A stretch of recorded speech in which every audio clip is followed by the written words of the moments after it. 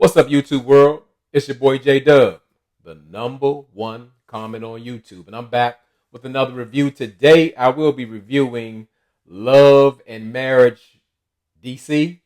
And before I get started, for those who are new to my channel, I do detailed reviews. And I also pick up maybe little details you may have not noticed, just in case, just to point something out, make you laugh, make you think, all that kind of stuff. And as I told you, I am YouTube's number one commenter. So on this channel, all I look for is the comments. I don't stress the likes, the subscriptions. You rocking with your boy J Dub, you're going to do that anyway. But them comments, I need it. This is what I do it for.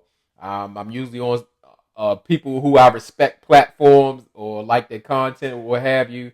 Just comment. And I got my own platform, so I welcome any and all comments, except if it involves disrespect. Why? Because it's just not commenting to different people. This is the home of the Dub fam, and the Dub fam is my people. It's a community, so we just respect each other. But if you want to talk about Monique's hair, because it weighed 175 pounds and she weighed 90 pounds, that's fine. If you want to talk about, I don't know, this is a new show, so I ain't even going to do all that. But like I said, get down in the comments. And the motto of this channel is say what you say. So feel free, however it is, whether we agree, disagree. And let's get into it. So this is Love and Marriage DC. And we're going to do this a little differently. This isn't a review. I would call it more of a reaction. This is a brand new show. And why I'm going to do a reaction video, because look at my notes. Look what I got going on. There's nothing there. So your boy J Dub is going to do a freestyle off of here. And it's not really going scene by scene, just pretty much what I think. And I really feel comfortable doing so because I guess with this show, this is close to home. Again, another DMV related show. And that's exactly what it should have been called. Love and Marriage, the DMV. Why? Because out of the three couples, nobody lives in DC. Now, again, it may not matter to you in the YouTube world. I take it personally because I am from DC. I don't live in DC anymore, but when you say DC, you got to be in DC. So they should just call it the DMV. So the show is based on Monique Samuels and her husband, Chris, who were actually on the Real Housewives of Potomac, but she had an incident with Ashley. This is a picture of, I'm about to say Ashley, of Monique and her husband, Chris. Chris used to play for I gotta say it because I can't say it, the Washington Redskins, because it wasn't the Washington Commanders or the Washington football teams when he played. He played there for about 10 years. And I actually enjoyed them on Real Housewives of Potomac. Now, again, as I said, they still live in Potomac, so why even call it Real Housewives of DC? And so for the other couple, we got Ashley and DJ Quicksilver.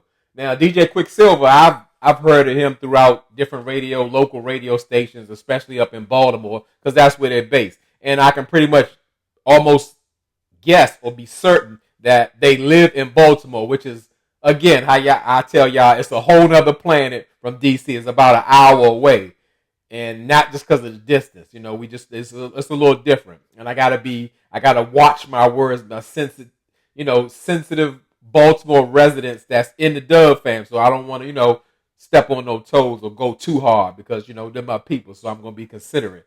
And the third couple, is Arena,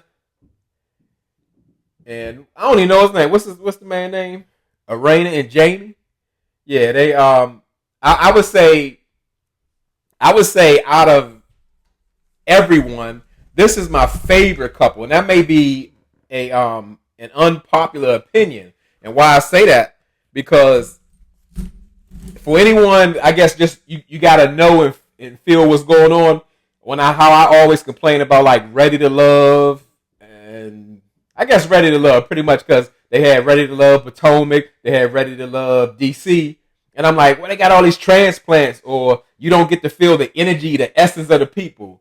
Arena and Jamie are 100% original Washingtonians. Now, again, they don't live in Washington because they do what most of us did who got a little piece of change or something.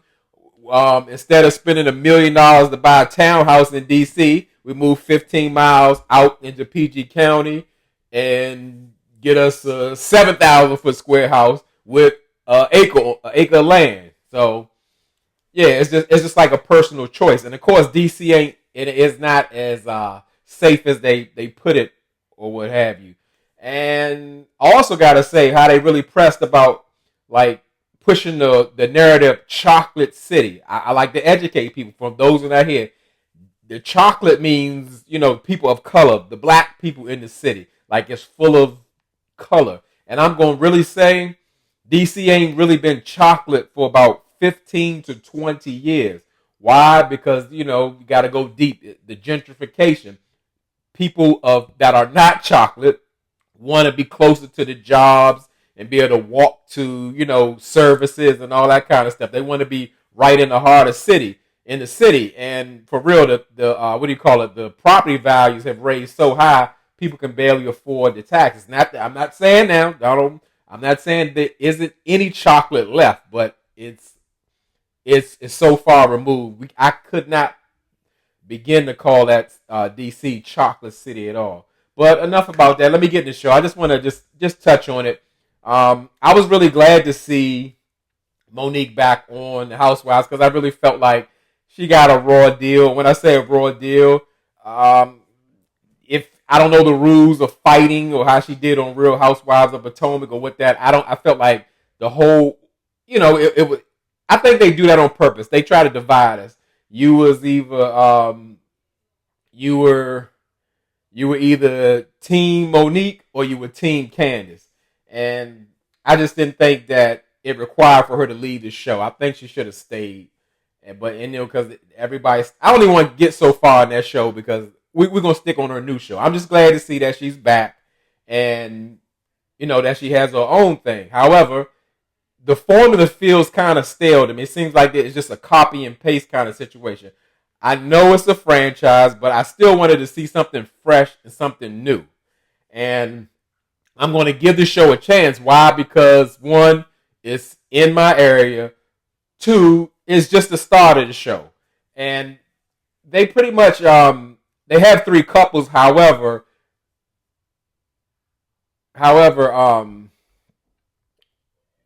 I lost my place, and because I don't have no notes. However, Monique has a friend named Winter Williams, so it looks like she's going to be a part of the show, but her husband is like on and off there, and she has like some kind of, I guess, dramatic story where her former football husband's been cheating and had babies by the nanny and all that kind of stuff. So I really can't say. I think she's just there for the drama. But as I said, it's just good to have Monique back on. However, I think she's going to really do herself a disservice unless this is just strictly for the drama, because it's really exposing, I guess, the cracks and flaws of her marriage. And I'm not saying that she sets out to show a perfect marriage, but it's really showing up where like they really need to focus on getting help because the dynamic isn't really new. And what I mean by that, when you have people who, like women who are married to a professional athlete, pretty much during that professional athletic career, the husband is pretty much gone half of the year. And who knows what else, I guess, activities or business ventures they evolved throughout the year. So they plan for what? Chris Samuels said he played for the Redskins for 10 years.